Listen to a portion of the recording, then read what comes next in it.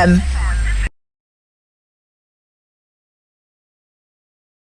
Okay, so outside of my screen, Ali Jawad is now the former Paralympian or powerlifting. Welcome along, Ali. Hello, thanks for having me. That's good.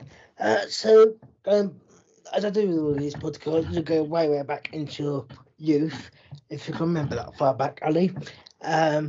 You were born in Lebanon and then you come over to the UK. You're quite a young age. Did you do any sports back home, or was it just when you came to London, sport became part of your life? Yeah, so I was born in Lebanon, but I came over when I was 6 months old. So sport was definitely in the UK. So I guess I've always been like an active child. I've always wanted, and I kind of always wanted to play, always loved sport. And it was actually until I was like 6 where I had aspirations of going to the Paralympic Games, because I watched the Olympics on TV and I realised I wanted to be there. So that's basically what happened, really. So you didn't start powerlifting until you were 16, but actually before that, you took part in something called Judkun in judo. When I was 11. Yeah, so I started judo when I was 11. I did it until I was like 15, but then because of my disability, I couldn't get classified in the sport, so I had to pretty much quit and focus on other things. And that's where powerlifting came in. So during school, were you involved in sports at school, or was it just outside of school that you got involved? No, school was a big part of my sporting life. I used to love PE. I used to always play like football during lunchtime. Obviously judo, I started judo in school because my PE teacher was a judo teacher. Yeah, she had the black belt in judo. So she kind of like ran after school classes. And yeah, basically the gym that I went to start powerlifting was opposite my school. So it was actually very, very accessible for me in terms of location. And just very quickly, did you wear prosthetic legs in school, or was it just your? Yeah, so I gave them up when I was 11. Oh, okay. Yeah, so I gave them up when I was 11, and then decided that I actually don't want to walk anymore because walking's overrated. Very much so. Yeah. So, and then so you started powerlifting at 16. You then in 2009 you became quite ill on the eve of your debut in Beijing. Yeah, so the night before I competed at my first Paralympics, I got very sick. I didn't know what it was at the time, but overnight I lost, I think, 3 kilo of body weight. I was in a lot of pain. Like it wasn't very nice, and I didn't get diagnosed for about 9 months, and then it turned out I had Crohn's disease, and that was the start of a roller coaster journey to try and navigate through that. Yeah, so it was nothing. There was nothing before that. It just happened. But then, literally, I was like incredibly healthy, incredibly fit, like living the dream of being 19 and being at the Paralympic Games, and and it hit me the night before. And I remember you telling, because we met a couple of months ago at your Physitrack thing, and which we'll get onto in a bit later on. But you mentioned that when you did your gym across the road, you then got spotted by one of the managers or one of the owners there or coaches. Yeah, so the gym that I went to when I was younger, the owner used to be the national coach. So I was in very good hands, really. Good hands. And then you went on to Beijing, and because it was kind of because after that, before that, you were the British junior you're part of the British junior team, and you set quite a lot of records. You got silver in 2006, then you got European gold in 2007. You then got world junior in 2008, and then with that, you lifted the second biggest weight in British powerlifting history of at 19 years old. So Yeah, at the time, yes.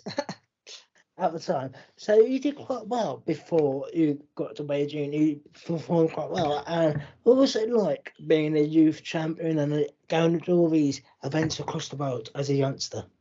Oh, I think the one thing that you realised as a kid, where I was quite fortunate, is that I got to travel the world competing. You get to see the world, but also you get to do what you love, and then you get to compete at a very high level.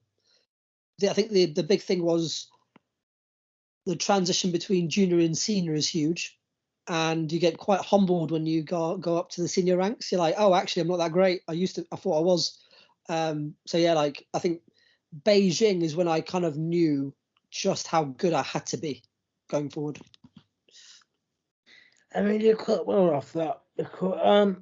But we should mention 2010. The year after you fell ill and then you competed in Beijing, you actually almost died, basically. So how was that period? Well, quite challenging, really. I think, yeah, I got rushed in. I think I saw blood and I got rushed in. Because after I got diagnosed, I tried to make a comeback. Now, obviously, I pretty much had to be my own guinea pig because I didn't know what I was doing. And there was no kind of model to base it on. And I guess I pushed myself a little bit too much. And yeah, I got very sick and had to be rushed in to have surgery to pretty much save me. And yeah, that must have been an awful moment. But you managed to come back. You then went to London. Obviously, home games must have been quite a nice atmosphere for you. And you came fourth. I mean, quite well then. Yeah, I think considering that in that 4 years between Beijing and London, I'd only trained 5 months. Yeah, it was all right. Obviously, like home games, home city, because I am London based.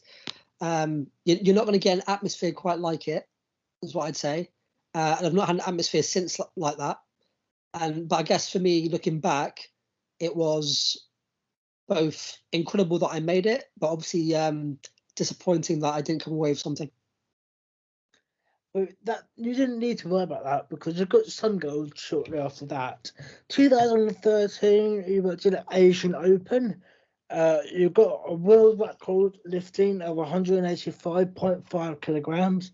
That you won gold in that one. So that must have been quite a nice one after not getting the medal in London to then get a medal and to actually have that world record at the time as well. That must have been quite a nice reaction compared to what happened the year before. Yeah, I think gold is great, but a world record it's something that not many people get to do. And to do it after a year of 2012, it kind of justified my decision to carry on, which is good. Yeah, and obviously that started I think 2 or 3 year process of I was actually my best ever then. So yeah, it was definitely a good time. And you just mentioned that you kind of justified your decision to carry on. That must be some point where you thought, do I want to carry on? Was that the decision during that time, or? Well, yeah, like after my health scare and then missing out on a London medal, that I realised that actually, do I really want to push myself again? Can somebody with my condition actually get a medal? So yeah, I had to really think about whether or not I wanted to focus on my health or really push it again. But I decided to push it. You did push it, and then 2014, you went to Dubai for the Paralympic World Championships, and you got world champion, and in your class, and you got another world record. Back then, 190 kilograms. So you're just getting even stronger at that point. Yeah, the world title is special because in our sport, to win the world title was much harder to win the Paralympic Games because of there are just more people at the World Championships. You've got more people to compete against. So yeah, that was an amazing day. And then 2015, you got gold again. You're getting a lot of golds here at the European Championships. So again, another gold, and then sort of coming towards Rio. You must have felt, oh, I've got a good chance of the next Paralympics to get a medal this time and to progress. Yeah, I think because I was going in such good shape to the games, I realised that if I performed even decently, I probably would medal. And I think the issue that I had was could I maintain it for another year?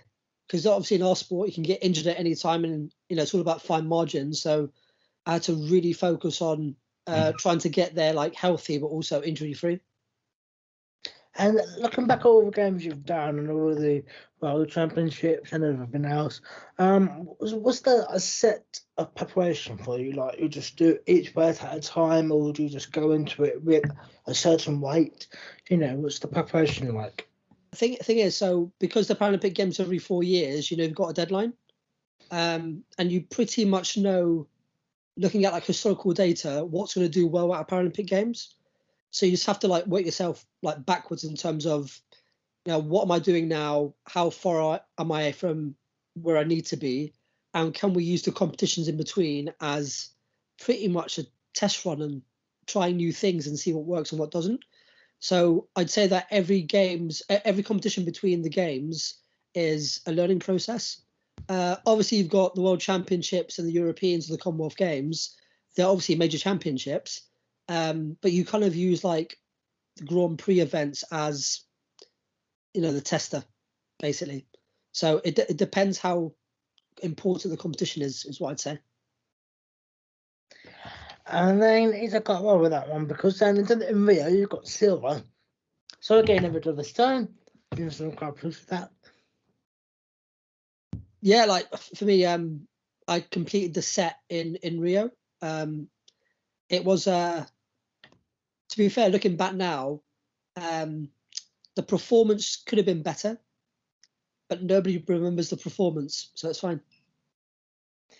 Yeah, because you can only do what you can do at the time, and you can't, hindsight is a wonderful thing.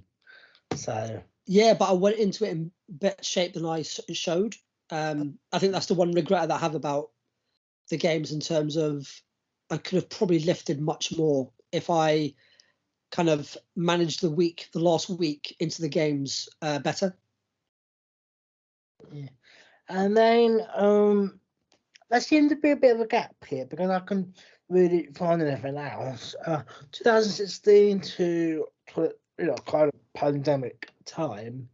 What happened between those years? Because I couldn't find anything in between those two. So Yeah, you could fill in the gaps here. Yeah, I became a ghost. No, I'm joking. So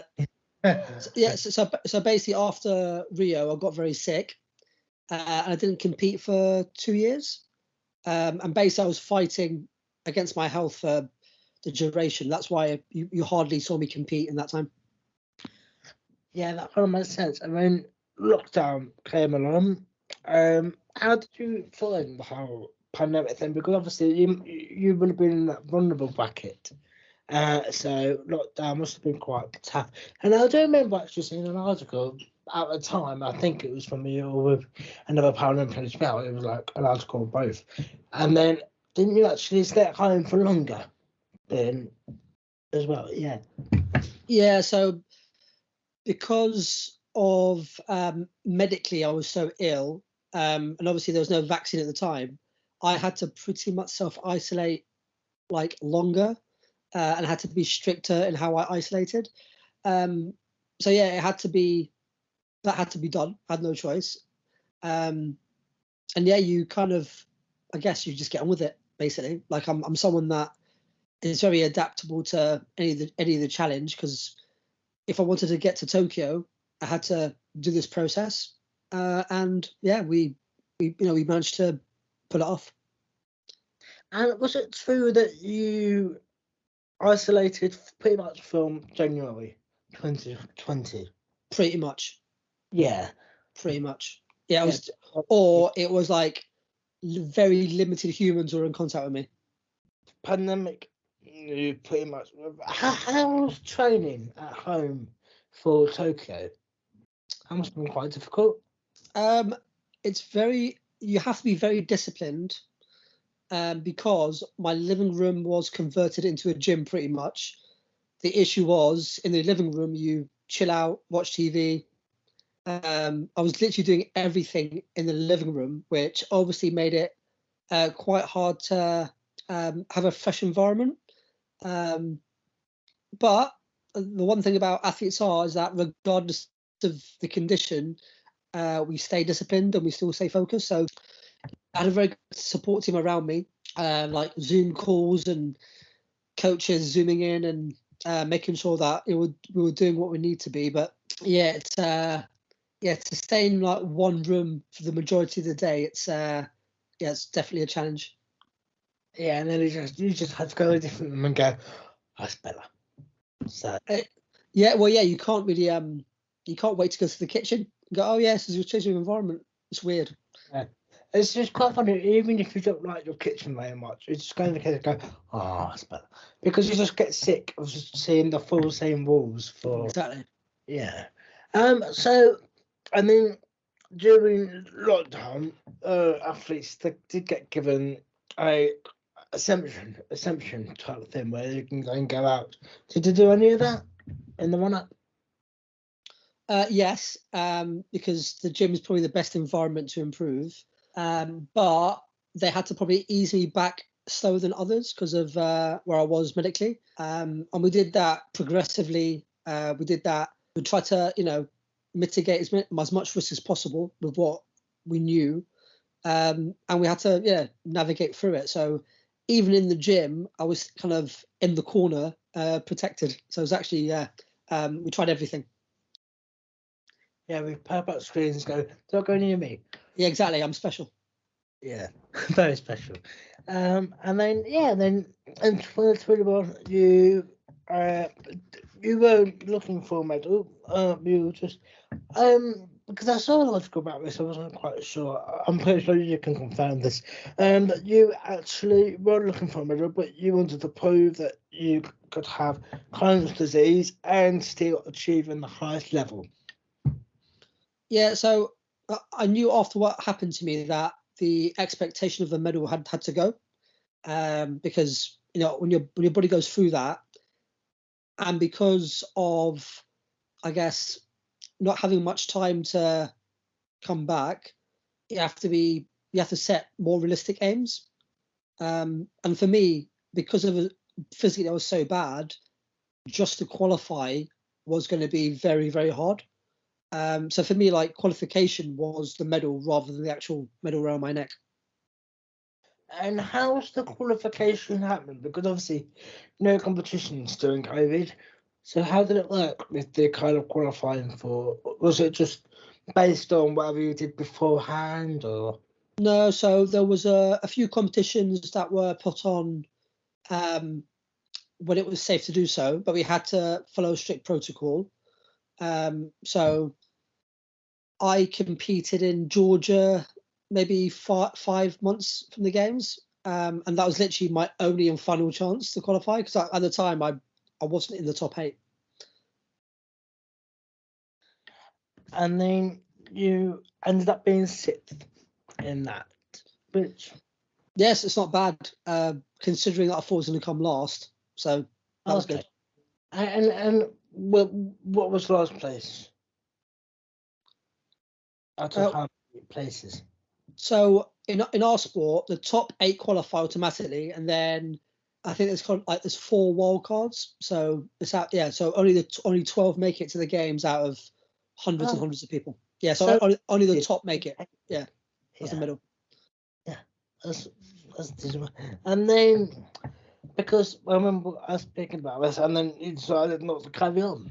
After you decided to sort of like step back, in your own words. Yeah, I felt like after my body went through, I thought you definitely need a long period of time of complete rest. But then I realised that actually there's time to move on. Yeah. Fair.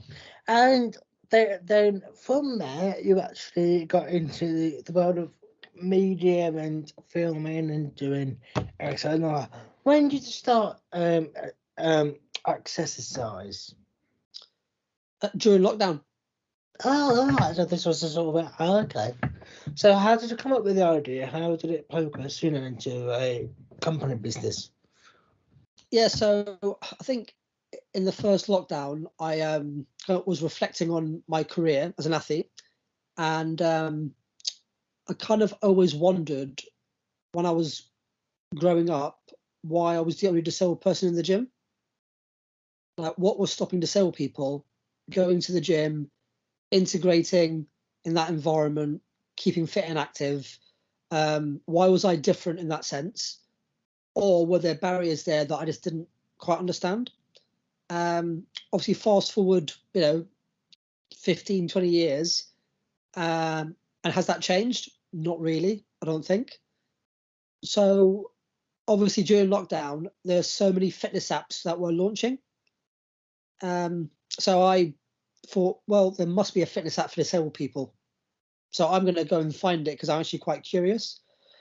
So did some research and, found that there were 71,000 fitness apps globally available, but none catered especially for disability.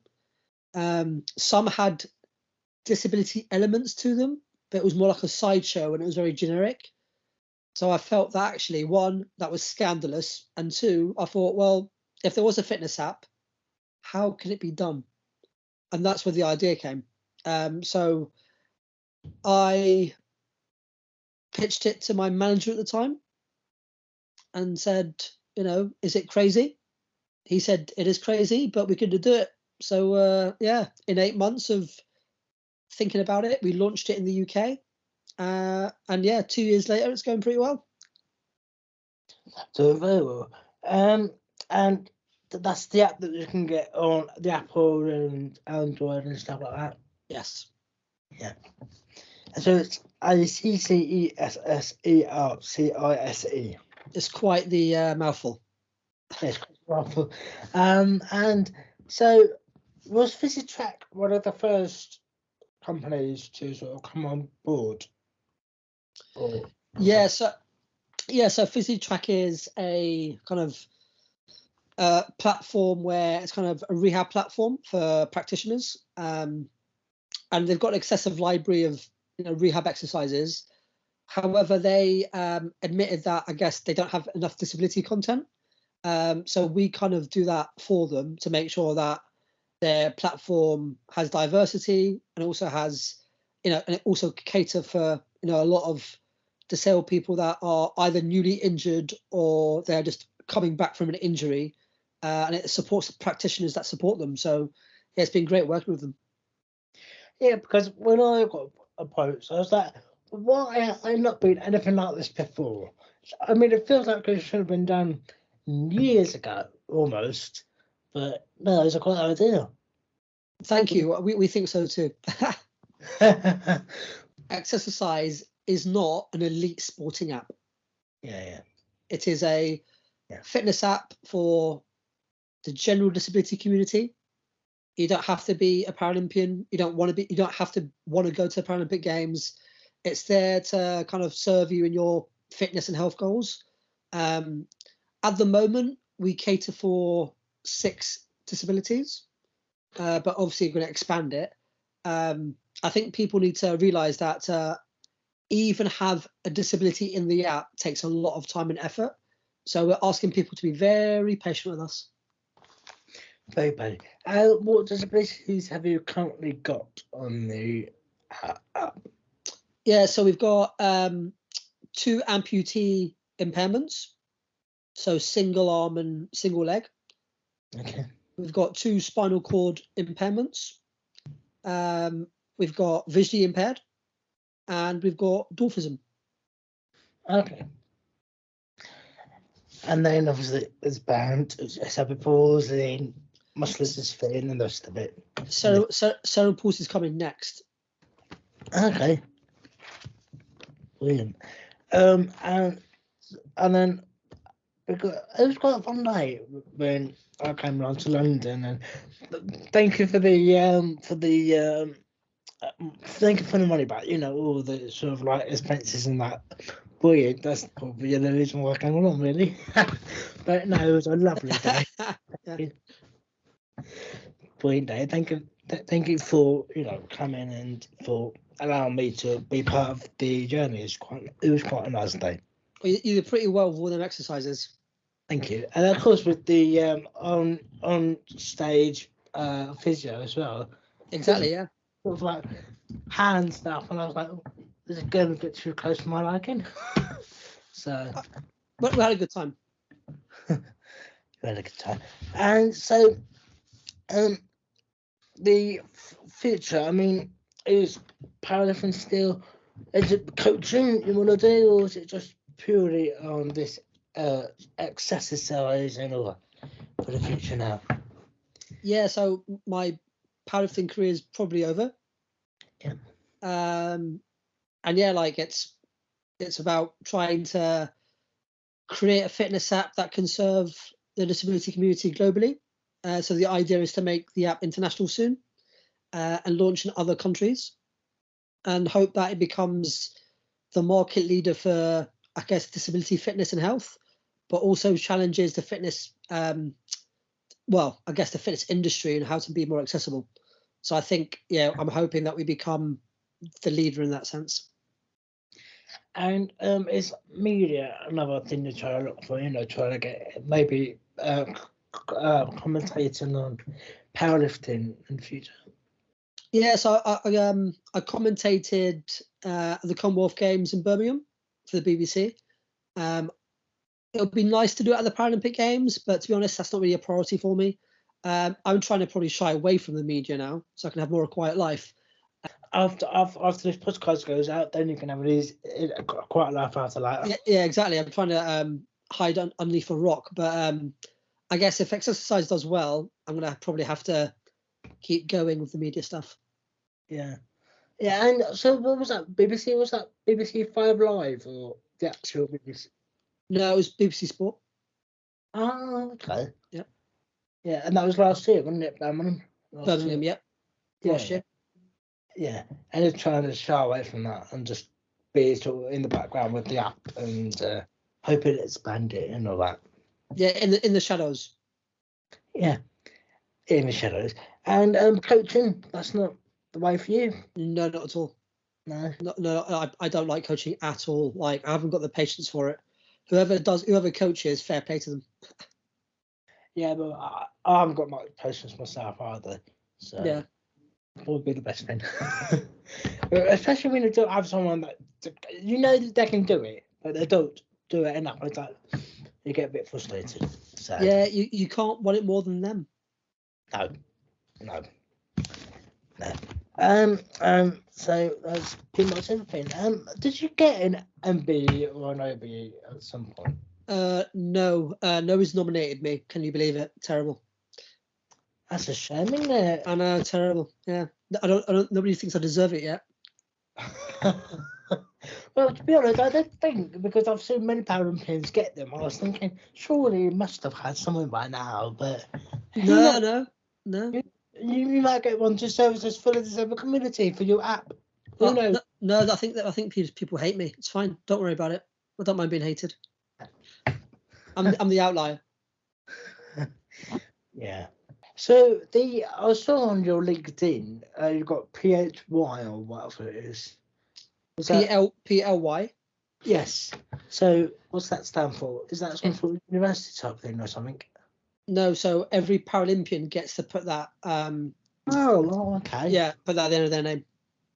Oh, because I keep seeing on mine it says BAMA, and I was thinking maybe that's a higher, but no, nothing like that. So no. Did you go to university? I'm currently doing a PhD, so yes. Oh, brilliant. What's in? Sports, I'm assuming. Anti-doping and integrity in parasport. Okay, and where's that? At Birmingham. Oh, okay. Look, online or in... Yeah, luckily there's no lab-based stuff, so yeah, it is online. But yeah, I'm also doing a PhD on the side. That's good. No, don't do it. Don't do it. And how many years is that? Is it over 2 or 3 years? Part-time 6. Part-time 6 years? Well, yeah, it's quite intense. Quite intense to get. Yeah. Well, are you than me, mate? I'll drop everybody else than me. Yeah. And how far have you got into it? How far? I'm 3 years in. I'm halfway. Ah, okay. So another 3. Yeah, it's quite daunting when you first start and you think, oh, I've got to do this for a long time. You know, it's. But at the end of it, you can see the light at the end of the tunnel, and you know, but thank God. No, the light is nowhere near to be found. Don't do it. but when I first started doing my university, and I had to do a full year undergrad because I did a foundation before the 3 years, and I kept thinking, it's going to take a long time. It's going to be, but you know, it goes away so fast. So yeah, it does go quite fast. So yeah. You have to keep up and make sure that you're actually doing the work. So 3 years, you must have started during COVID then. My first year was in COVID. So yes, I was training, I was doing the app, and I was doing my PhD. Yeah. How did you fit all it? I'm very productive and quite good at organising my time. Yeah. But was that also in your living room, or was it elsewhere? No, well, living room. Oh, yeah. So when people say they've got no time, I say they're lazy. Especially during lockdown as well. You would think people have more time to do stuff, and they're like, nah. Yeah, exactly. So so I did quite a lot during lockdown. Yeah. Well, congratulations on everything you're doing. I mean, it's brilliant. Thank you. So well, that's pretty much everything. So thank you very much for coming on, Ali. No, pleasure. Thanks for having me on. I accidentally pressed on leave instead of stop recording.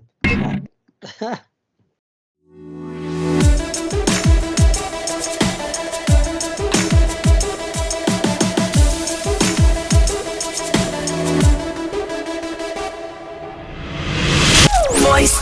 Let's go. Voice FM.